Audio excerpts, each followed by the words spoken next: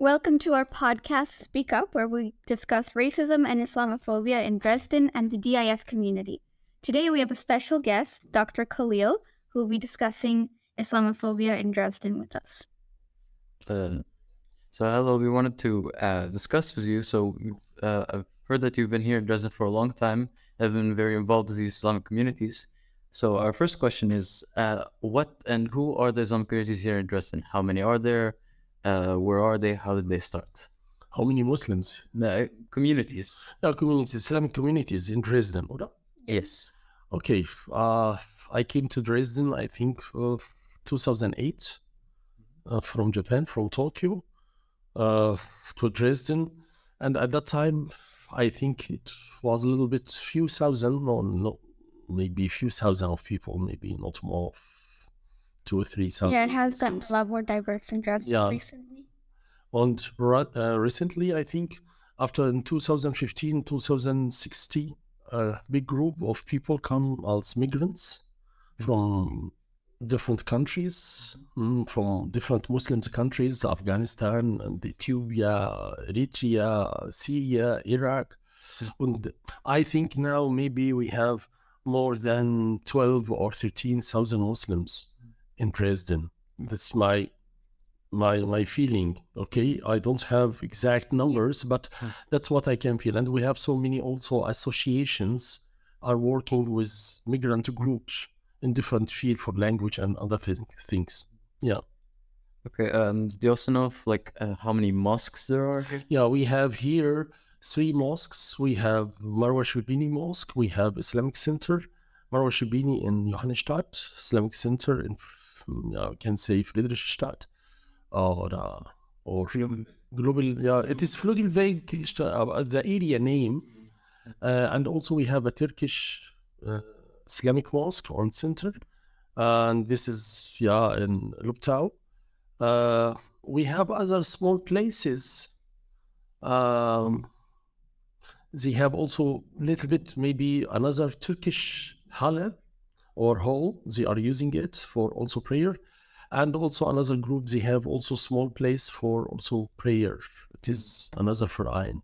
Yes, another association. Yeah. We also wanted to ask you. Marwa Shibini was an Egyptian pharmacist that lived here in Dresden. I believe you were there around the time of her court trial. What can you say? What did you feel at that time? What did you hear? Yeah, it was a positive and negative for me because I just arrived to Dresden. Maybe I think it was a couple of months for me, and I was in the mosque at that time, and somebody came and said, "Oh, take care! Somebody has been killed," and we were so frustrated. What happens? And they said, "Egyptian. We are Egyptian here, and we know each other because we are not so many people here." And after that, we discovered that the dead person is a lady. She is Marwa Shibini.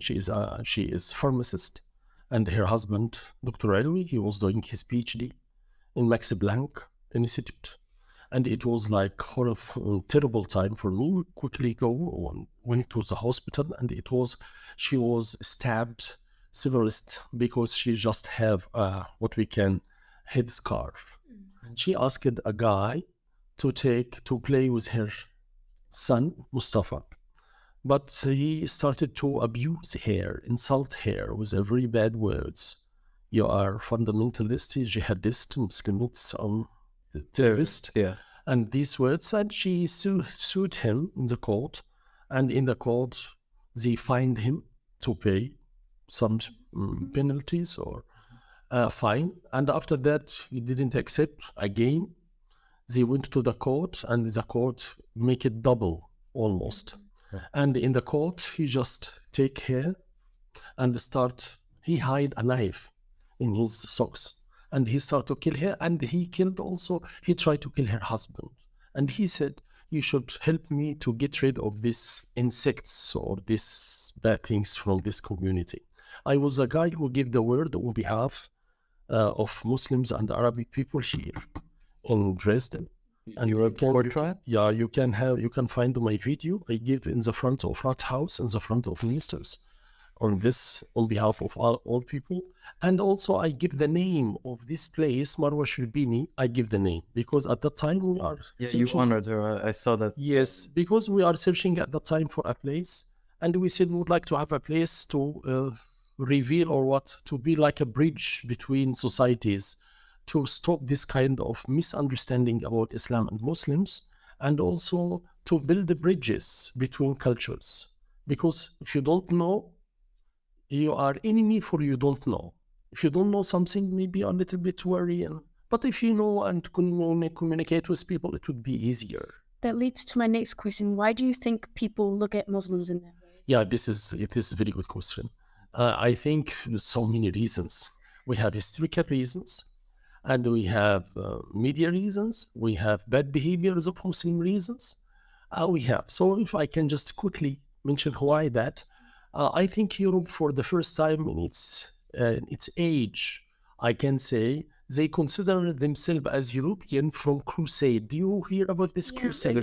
Crusade was in 1090 something. The Pope has called people for religious or holy war in Middle East or in Palestine To reclaim Jerusalem from the Seljuk from this bad barbarism living there, or people living there. And it was for the first time, because at that time I studied history. At that time Europe is a regions, not like today we have states. There is no states at that time. And it started in all Europe, almost all Europe, they started to talk about Muslims, barbarism, Muslims, they are killers, Muslims, they are kidnap our people when they go for pilgrimage, pilgrimage? Yeah.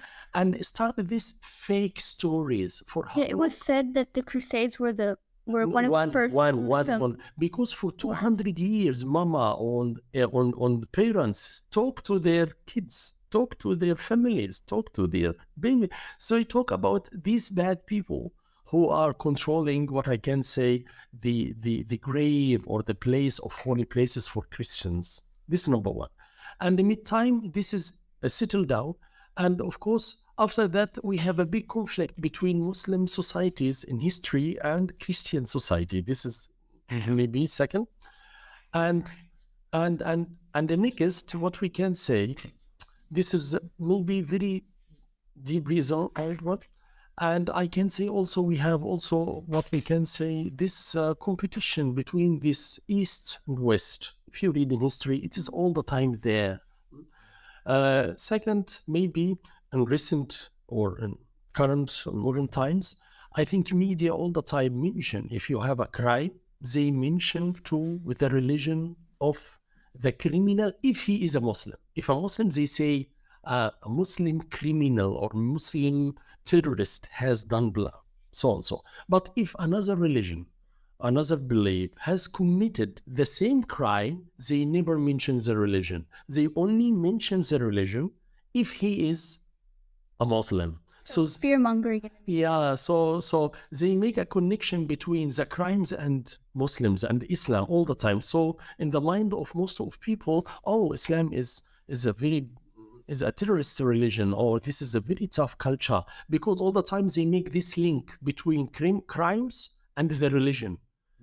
But they don't do that with Buddhists, so for example, or with Christian, or with secular people, or whatever. Only they try in most of cases. This is second.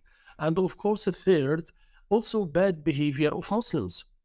Okay, we have also bad behavior of Muslims once they come. That'll be in every country. Yeah, this is in every way. So we have also bad behavior of Muslims. You can see some. Yeah, we have some extremes, like 9/11 or the Taliban. They're usually like all Muslims are connected to them just because of their actions, not what they actually do. Yes, I give some courses for police here in Zaxel for last 5 or 6 years, and all the time when we talk about Muslims, they give me sometimes examples from Afghanistan or from Saudi Arabia. I say, but Afghanistan and Saudi Arabia is not only the Muslim countries. Why you don't give me examples about Indonesia, about Malaysia? Yeah, there's more than 20.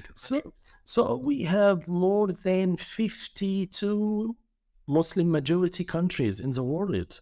Why only you focus on Taliban and Afghanistan, and you would like to make this image that Islam is Afghanistan, or extremists, some in some Gulf. Why you don't talk about Muslim in Tunisia, in Morocco, in Algeria, in Egypt? Why only you talk about this? So again, this is a play. I remember when Marwa Shibini has been killed, and they have CNN interview. And you can also search for that CNN, Magdi Khalil, and you will find, I had this with CNN. And I told the guy, would you be please honest and write what I'm saying? He said, of course I will do that. I said, because I think that media select from my words what is good for them and they cancel the others. And he said, no, I will do that. And he almost has mentioned to all what I have said, except the most important point. Which was? Yeah, which was the media all the time make the link between the Islam and the criminals. And I said, if the media keep this strategy for a long time, we will have so many accidents. We will have much more Islamophobia against people, because what do you think if somebody his information only from media? He doesn't have a time to read. From drama, from Hollywood, almost all the time Hollywood have the movies about Muslims are barbarism people, are uncivilized people. And so we have these different reasons. As I said, it is different from the what I can say. It is, of course, we have a bad behavior of some Muslims, but we have also this kind of bad behavior not only from Muslims. We have KKK, this is in America, and all the time they talk under the name of Christ, and they very racist people. And we have here also some other people in Europe, and we have in Japan also Aum Shinrikyo. This is another group, Buddhist group, and they are out of terrorists. Why all the time you try to make a link only between a terrorist people and Islam? So what are some real values of Islam that most people ignore? It's a religion of peace. Yeah, okay, this is a good question again. We have the Quran, and I had such situation many times. Some people, I give sometime I like this, and I give sometimes some lectures about Islam, Quran. And in Japan, in Netherlands, I have the same point, and some professor said, oh, we don't believe that Quran is valid, for example, for nowadays. Why? Because it's very old book. It guidelines doesn't match the modern life. I asked him, did you read the Quran? He said, no, I didn't read it. So how can you judge something you never read? And this is the point, because the values, your question in the Quran, the values are so high. We have in Quran some Beispiel, for example, we have 114 chapter, and all this, sometimes this is long chapters, small, and all of them started with Bismillahir Rahmanir Rahim, the name of the name of Allah, name of God, most gracious, most merciful, nicht most revenge, nicht most power, all the time, most merciful, most gracious. Why? Because this is a message, okay? Almost. That you can make mistakes. Yeah, I mean, everybody can make mistakes, but also if you can just get back, Allah will accept. And the most value that this is a religion of peace. Our greeting, for example, we say Assalamu alaikum. We don't say in general, but Assalamu alaikum. That means peace be upon you, and blessing and merciful from Allah. This is very nice greeting. So even we cannot say all the time we use this, and the Quran all the time ask if you can be whatever you want. You would like to be Muslim, you would like to be non-Muslim, you would like to be whatever. This is your responsibility in life. This is your selection. But be ready, if you select whatever, to be asked later on. And it is the freedom, okay? So everybody is free to follow whatever religion he like, but be ready, you will be asked. But the values in Quran, he talk about number one, okay, the creator. There is a creation for this universe. He has existed in us. This is this is one main point in Quran, that there is a creator for this. All people come from Adam and Eve, and they make tribes and families to know the best between each other in conduct, in behavior, will be the best in the eye of the creator. If you are have a better morality or better values in life, Okay, and we have that. And if you kill one person in this life, it is exactly similar crime as you have killed the whole mankind. It is a severe, severe crime in the eye of the Creator. And if you give a help for somebody, it is look, or give a life and save a life from death. It is exactly same if you save the whole mankind in this life. And he also asked us, be cooperated for justice and fair and mercy. Don't be cooperated for corruption. وتعاونوا على البر والتقوى ولا تعاونوا على الإثم والعدوان. So don't for aggression to be against other nation. No. Just try to be together for cooperation in justice and fair. And maybe also Quran said this Quran has come to this life only for justice, to apply the justice and fair in this planet. And we have so many. Take care of your family, take care of your parents, take care of your kids, take care of your neighbors, okay? Take care of even of non-Muslims people. As long as you are living together, they are your family. So it is easy. Even Muslims can marry the Christian or from Jews. This is no problem. The uncles and the grandpapa or the grandmama. Like when I went to a Muslim country, I went to Morocco. I was so shocked that everyone there was so hospitable. They were all really nice to strangers, even. Was that because they're... Yeah, this is, of course, this is about, we have a group from TU Dresden. I took 15 students with me. We visited Egypt 6 years ago. And they said this word to me. They say, Magdi, when these people from Egypt, students from Egypt, come back to Germany, we cannot do as the people has done for us. Every day for breakfast, for Mittag or for lunch, and for evening, all the time they are invited us. Even we didn't pay for the hotel. Even they give us a car or minibus. But we cannot do that. It is very difficult. What is this? I say this is part of our Islam values, of course, but but these things nobody knows, nobody talk about it. And also we respect Jesus, we respect Christianity. In Quran it is written that the most close people to Muslims are Christian because they have a very soft heart, okay, and very close in relation. And if they knew the reality and knew the Wahrheit, the truth, they follow it and they cry of this, what I can say, this truth. They have a very soft heart and they are very close to us. So nobody knows. Nobody knows that we respect Jesus. Nobody knows we consider Jesus like Muhammad. Nobody knows that. Nobody knows, for example, that we consider Virgin Mary. Maryam, we say Maryam, Mary. It is virgin for us. It is the best woman in our religion. Nobody knows that. It is the best woman in our religion is Maryam. The only woman mentioned in Quran, only woman, one woman is mentioned in Quran by name. Not the wife of Muhammad sallallahu alaihi wasallam, not his daughter, not some of his family. Nobody from Muhammad sallallahu alaihi wasallam family has been mentioned in Quran.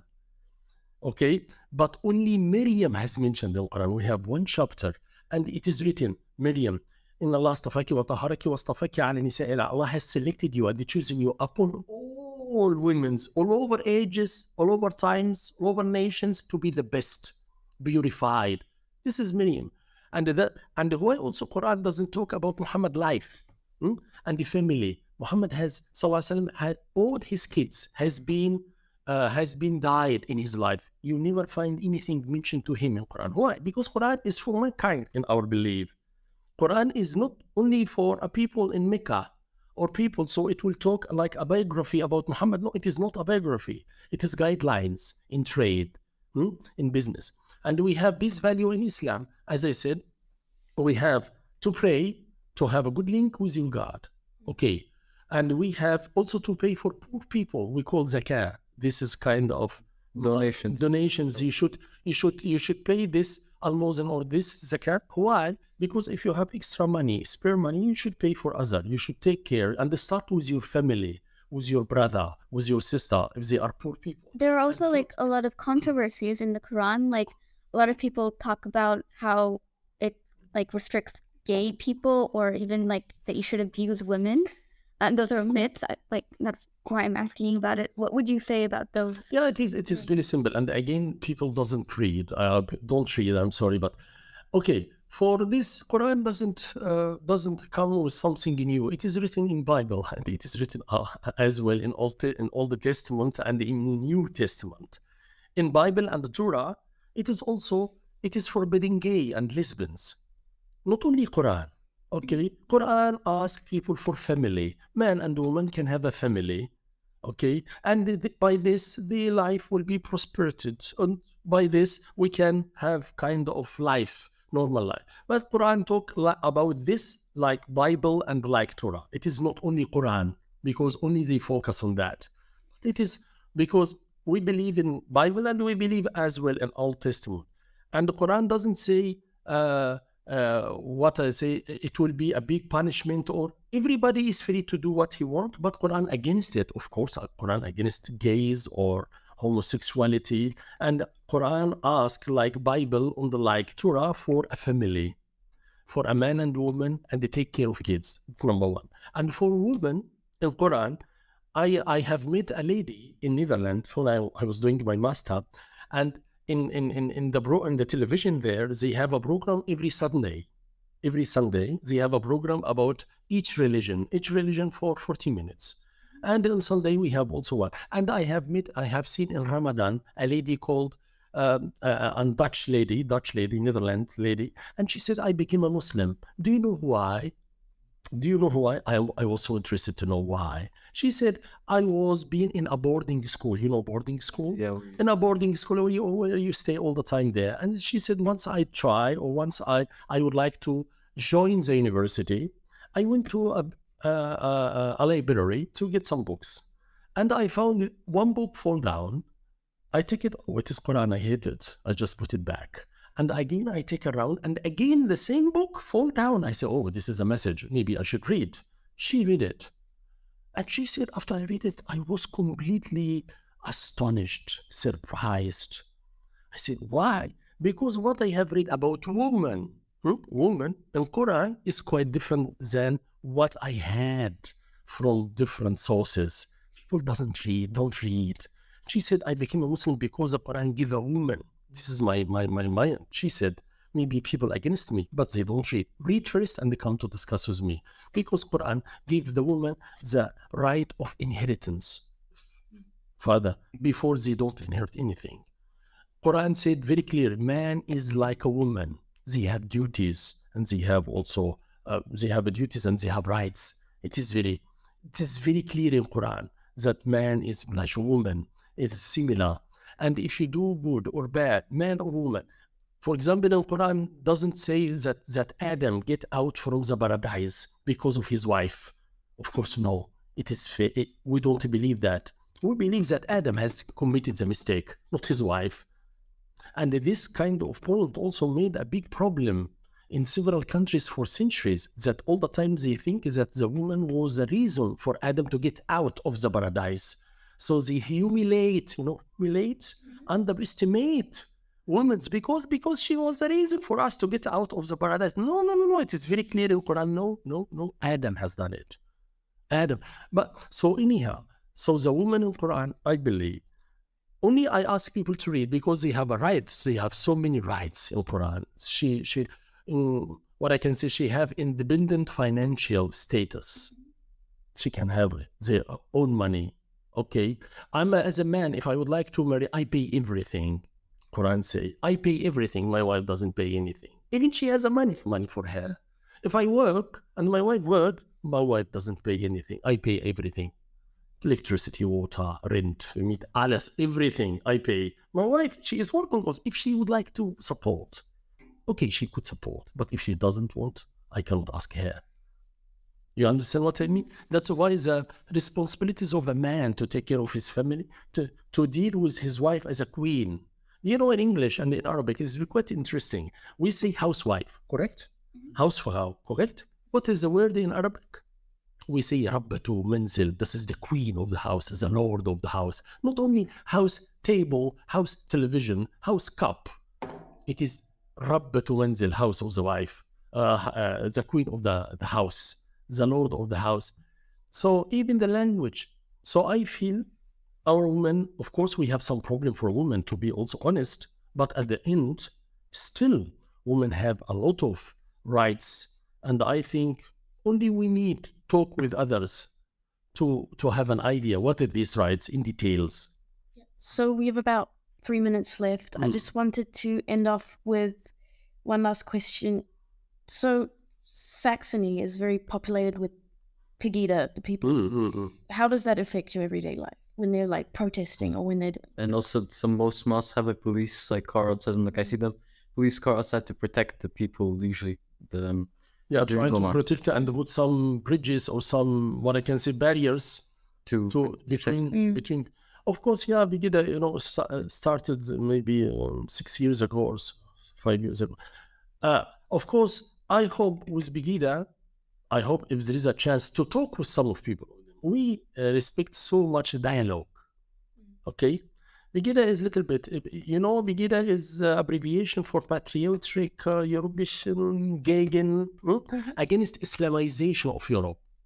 Against Islamization of Europe. Do you know that? Yes. This is the brief. So the only focus that they are a little bit afraid of Muslims. Okay, if you are afraid of something, what could you do? Sit and talk and see?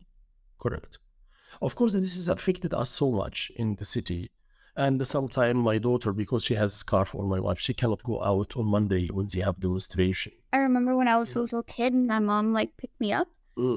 I was still very young because it stopped recently. But every Monday we would have to drive by the protest and... Yeah, because it is also not easy. And again, it has affected so many families, okay? And this raised the tension in the society itself, in Dresden. And we have to Begida on the anti-Begida, okay? It has affected Muslim family for sure. It did. Affected so Muslims family, and so people has different situation, but the time is not so long to give some examples. But on the other hand, as a Muslims, we would like to sit and talk. If you have a problem, why you don't sit and talk and have a dialogue? Peace, right?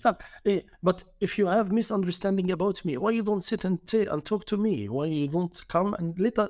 But on the other hand, we have also some people come to, for example, for our Islamic Center or Arabic Center and sit with us and support us at the time of Begida demonstration.